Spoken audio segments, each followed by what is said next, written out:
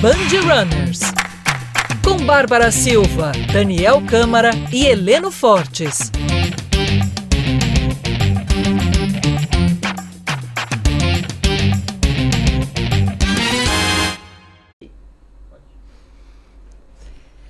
Olá pessoal, segundo programa hoje do nosso podcast Band Runners, e o nosso tema hoje será peso e corrida.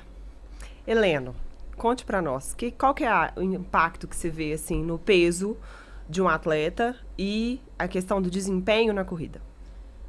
Olha, Bárbara, eu acho que basta a gente ver numa prova de maratona, na linha de largada, a elite mundial, você não vê ninguém pesado. Você pegar os 30 primeiros que chegam em qualquer corrida de nível mundial, maratona, 10 km, 5 km, são todos magros, bem leves. Então, o primeiro impacto é isso. Quem deseja melhorar o desempenho, fique leve.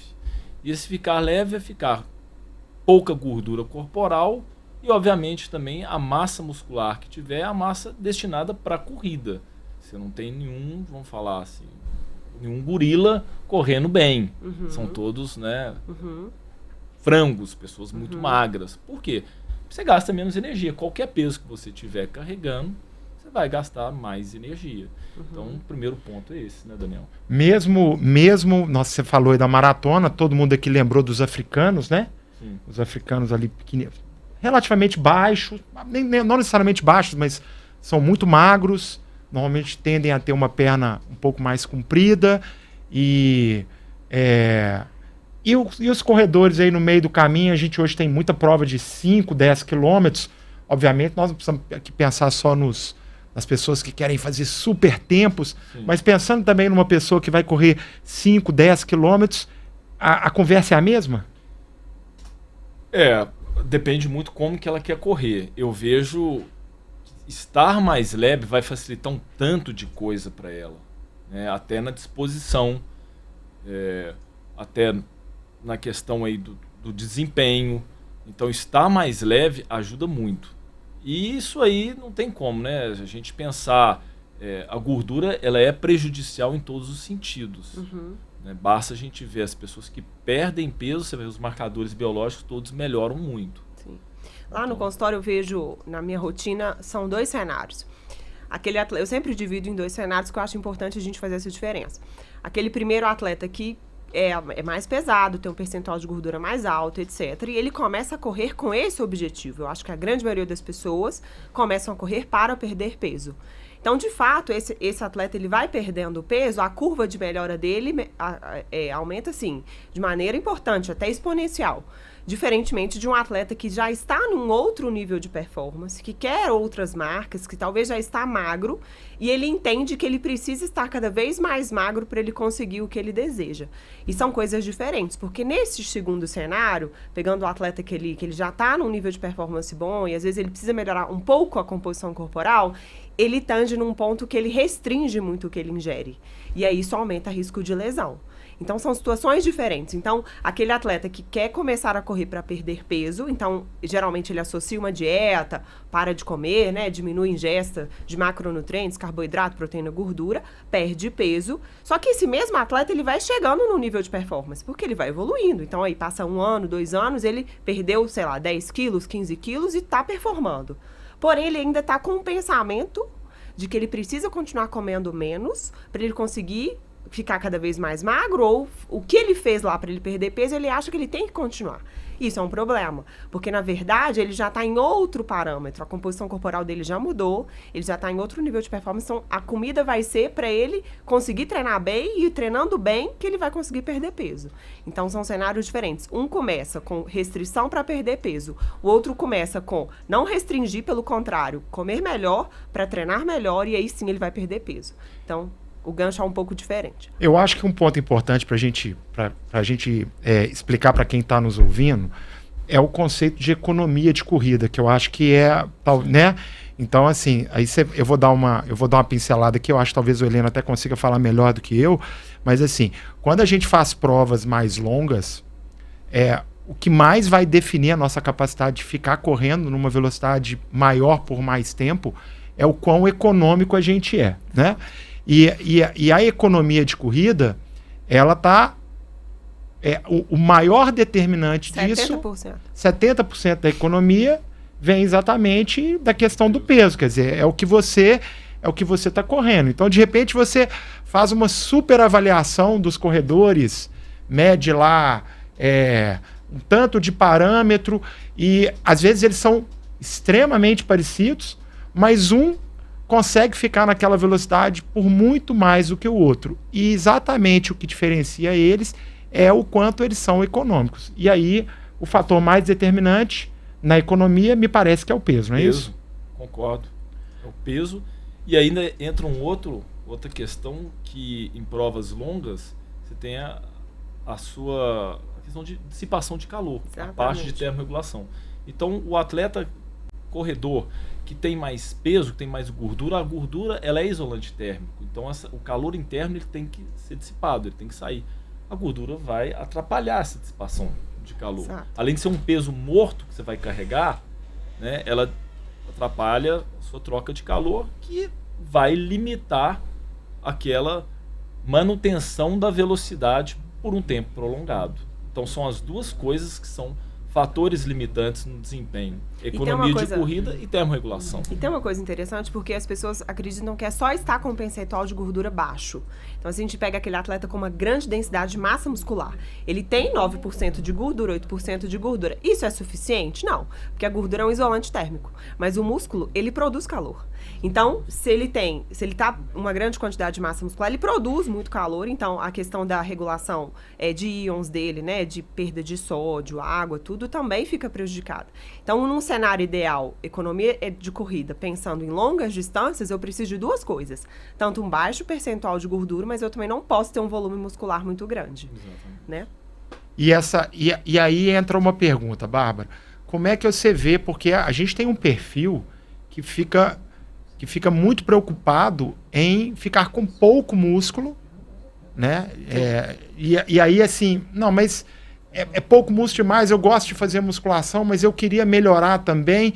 Então, assim, o cenário ideal é eu também perder massa. Então, assim, tem gente que te procura com o objetivo de perder massa muscular para poder ter uma performance melhor na corrida? Muito boa essa pergunta. E isso a gente tem que ser muito criterioso na hora de responder, para a gente não falar que a gente está orientando as pessoas a perder massa muscular. Mas é uma realidade. É uma realidade para o objetivo. Exato. Então, assim, eu acho que esse processo de perder gordura é muito mais fácil do que perder massa muscular. O perder massa muscular envolve, obrigatoriamente, ele ter um volume de corrida alto. Então, todas as adaptações que vão ser criadas pela baixa intensidade, pelo treino de volume, por essas variações do próprio treinamento, vai também mudar, do ponto de vista metabólico, a questão de massa muscular dele. Ele perde massa muscular naturalmente, mas isso acontece com o tempo. Então, dificilmente você pega uma pessoa com grande densidade de massa muscular, baixo percentual de gordura, e que consegue perder um volume de massa muscular muito rápido. É um processo longo que vai acontecer paralelamente em consequência do processo de treinamento. Então, inevitavelmente, uma pessoa, a gente tem vários exemplos práticos. Ele tem uma pessoa que chega para você até mais forte, que pensa em fazer marcas, enfim. Anos que demora para, às vezes, ela conseguir chegar naquele ponto, e você vê que visualmente ele muda. São atletas diferentes. Então, assim, às vezes com o mesmo percentual de gordura, mas com volume de massa muscular diferente, porque caiu em decorrência do próprio treinamento. Mas eu já ouvi muita gente falando assim, eu não consigo perder massa muscular, porque eu tenho uma tendência a ter, não é verdade? É verdade. Que eu tenho uma tendência. E assim, fazendo um julgamento bem assim, né, de... será que isso existe? É possível Tem isso? gente que é mais anabólica do que outra. É possível isso. Aí o cara fala assim, cara, mas você tá muito forte ainda. E ele vira e fala assim, cara, mas eu não tô nem malhando. Eu sou assim.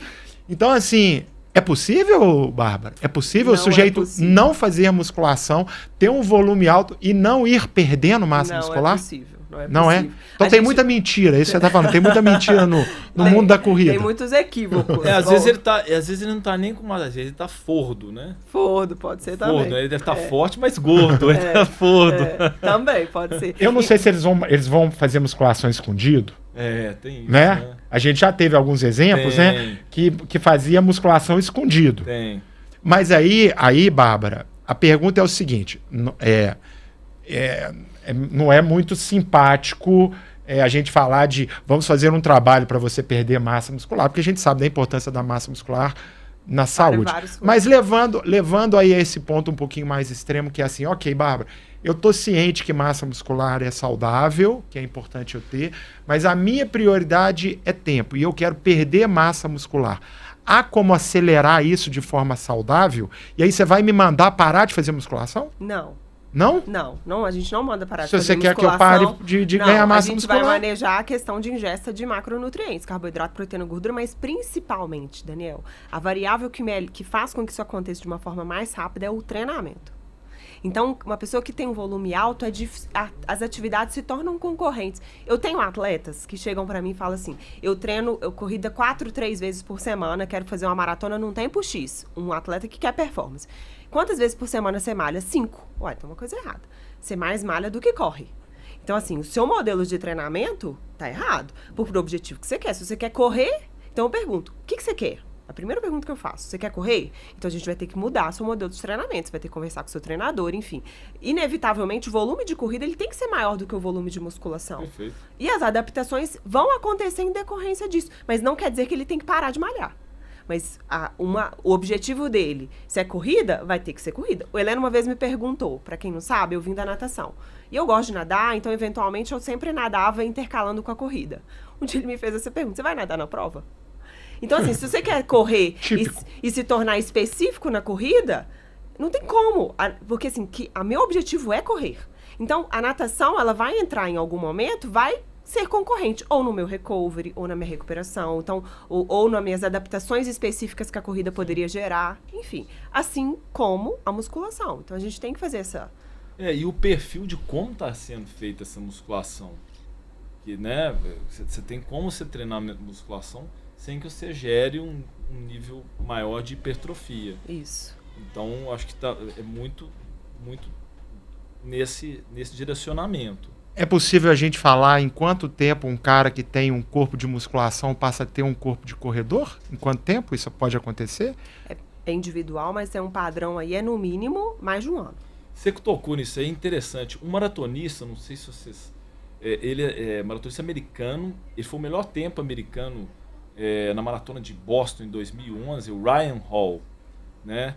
Ele era magro, frango, fez 2:04 na maratona de Boston, aquele ano de 2011, que foi vento a favor.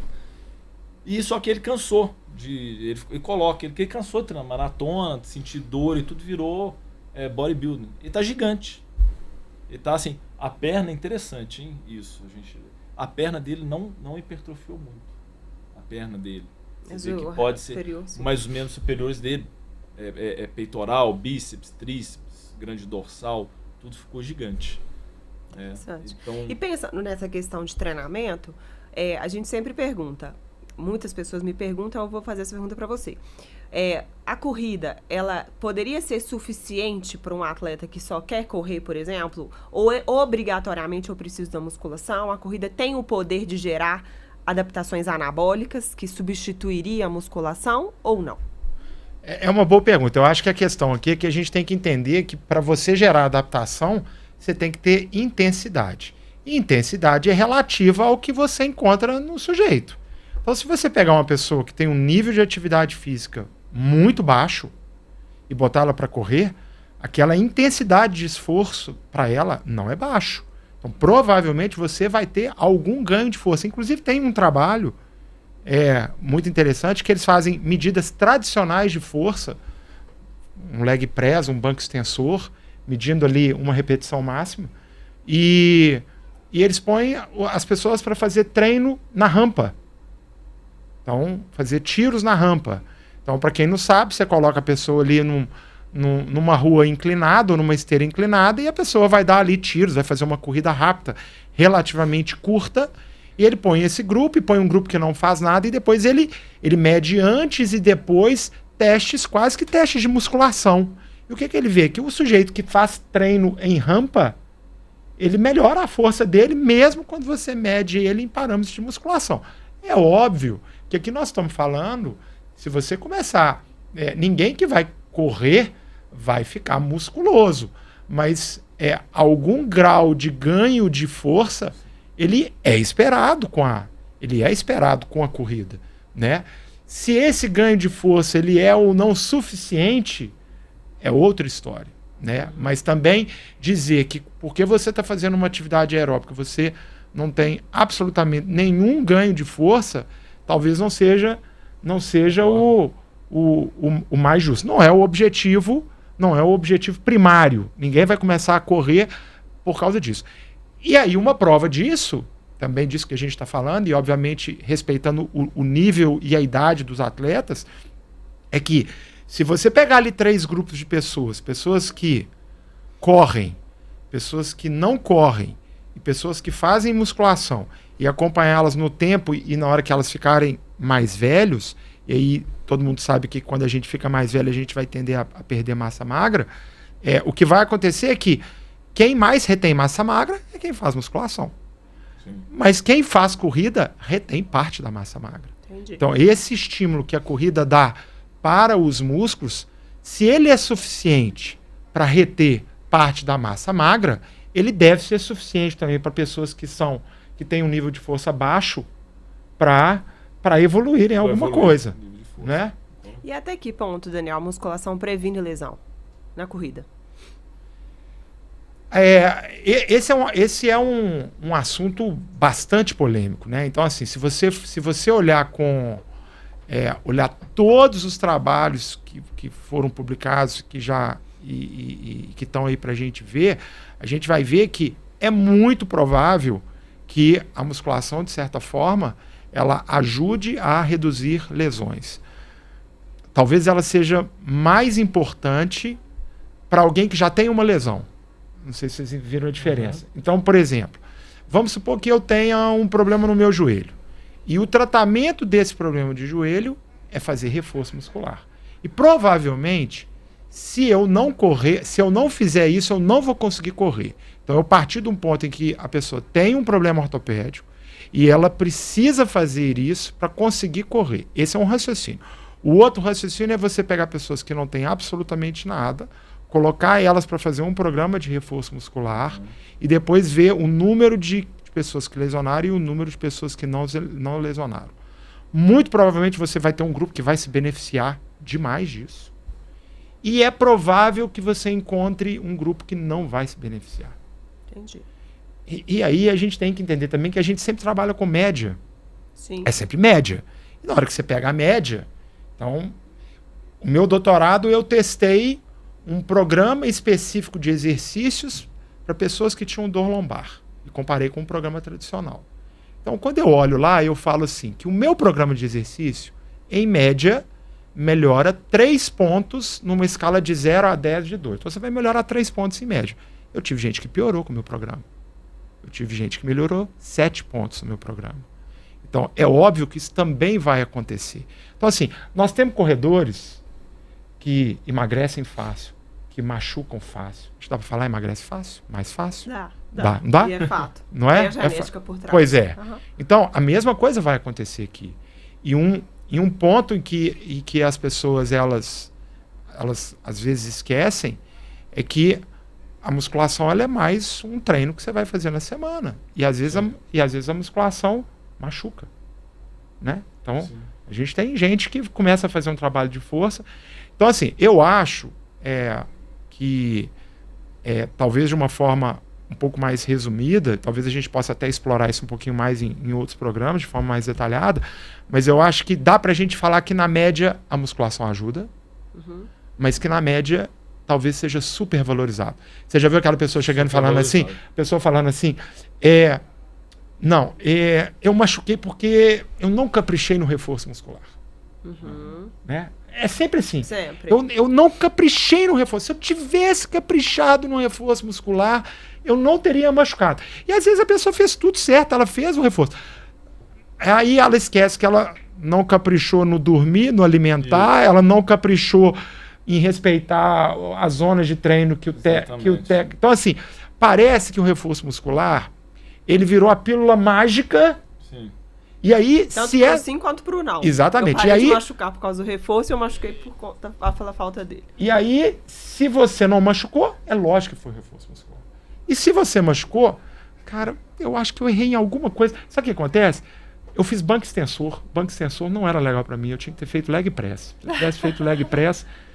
E às vezes a pessoa já procura até um profissional já com a história pronta para ele, Já né? com essa tendência. Já a história pronta. Então, assim, olha, muda meu treino, porque meu treino, ele me machucou. Então, eu acho que nem ao céu, nem à terra, e nós vamos chegar E no ainda ponto... tem a pessoa que machuca e vai colocar a culpa na conta da musculação também. Com certeza. Né? Porque é difícil isso. Você balizar isso aí numa equação, treino de musculação, treino de corrida, né? Onde que você vai colocar isso tudo?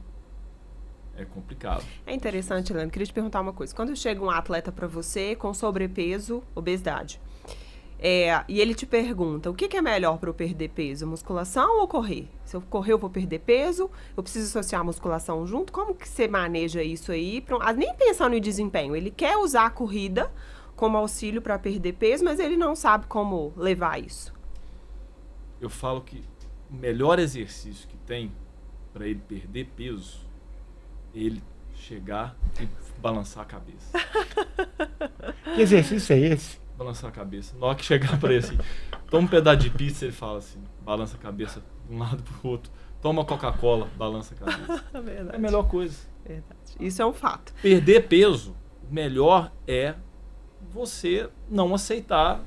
Fato. As E é interessante comidas. isso, porque quando a gente pega lá o déficit calórico, que é o responsável por perder peso, 70% do déficit, 80% do déficit é o que você come.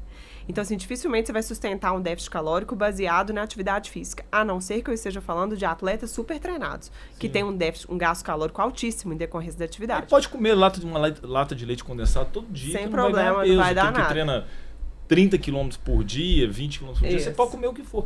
Mas não é a realidade de quem treina 4 vezes por semana.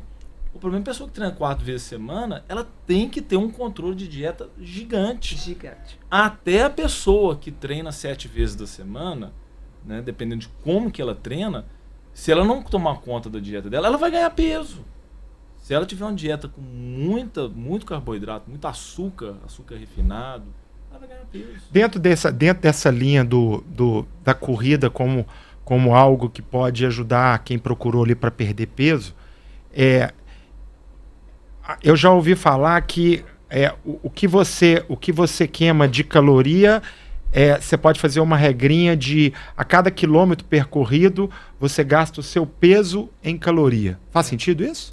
Então, por exemplo, eu tenho 76 quilos. Aham. Então, se eu correr 1 quilômetro, eu vou perder mais ou menos 76 calorias. São os métodos. E se eu caminhar, eu também vou perder 76 calorias. Só que, obviamente, eu vou demorar mais, porque eu vou para caminhar 1 quilômetro, eu vou demorar mais para 76 calorias. Faz sentido isso? E até que ponto em que essa pessoa que está buscando a corrida como uma forma de emagrecimento deveria optar por... Às vezes ela não tem condição de correr ainda, até por questão de preparo físico, etc. Mas se ela quer usar isso como uma estratégia para emagrecer, até que ponto essa continha ela é justa, Bárbara? Então, eu falo que a corrida ela é a ponta do iceberg, que por baixo dele vai ter várias mudanças de comportamento que vão determinar muito mais a perda de peso do que a própria corrida em si. Então, a gente vai pensar em calorias, porque sempre quando a gente perde peso, a gente tem que fazer esse manejo calórico.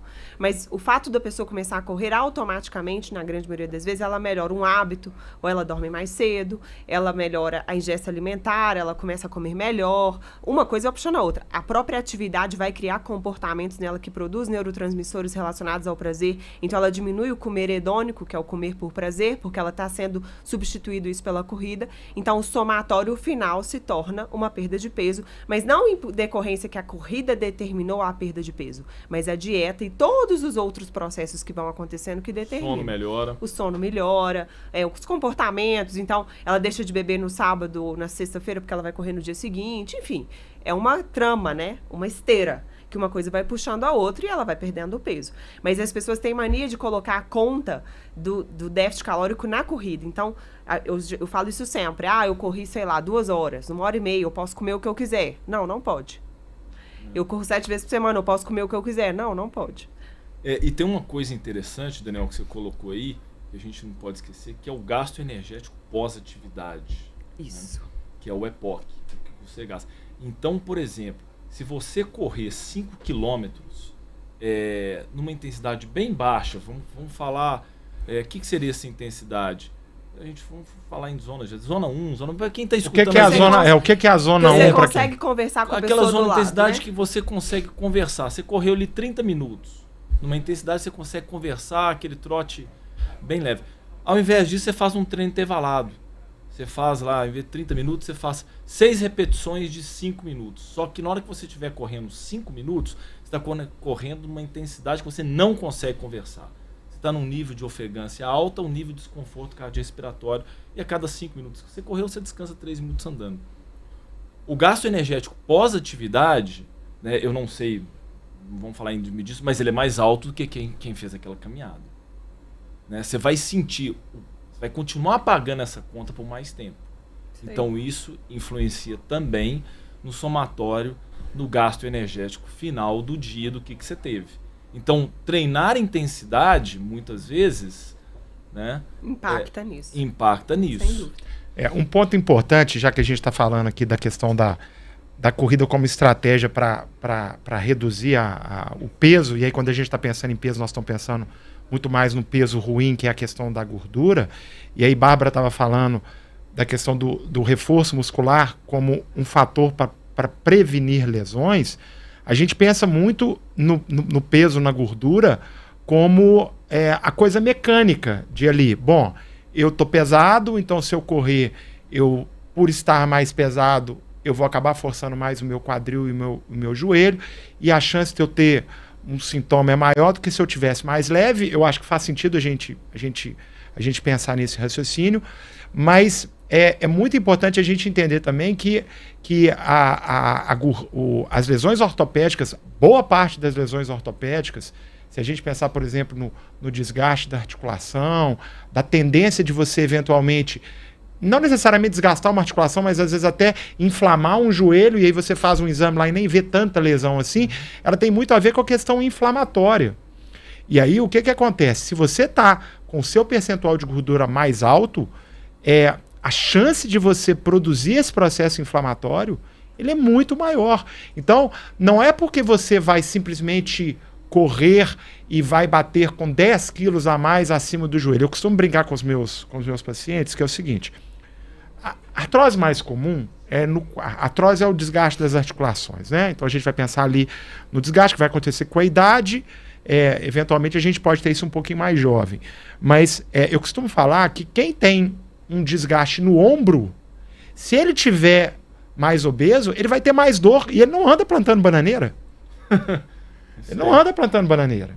Então, o fato da pessoa perder peso, independente se com a ajuda da dieta e também com a ajuda da atividade física, da caminhada, da corrida, etc., provavelmente você vai ter menos dor no seu ombro porque os seus marcadores inflamatórios, e aí você vai ter uma aula de bioquímica, de como que você, a partir daí, você vai estimular mais os seus sensores de dor e não necessariamente ir botando uma carga alta. A carga continua sendo a mesma. Então você vai acordar de manhã, quem tem desgaste sabe que acorda de manhã, daquela primeira caminhada, primeiro movimento, ai, meu ombro tá doendo demais, meu ombro tá...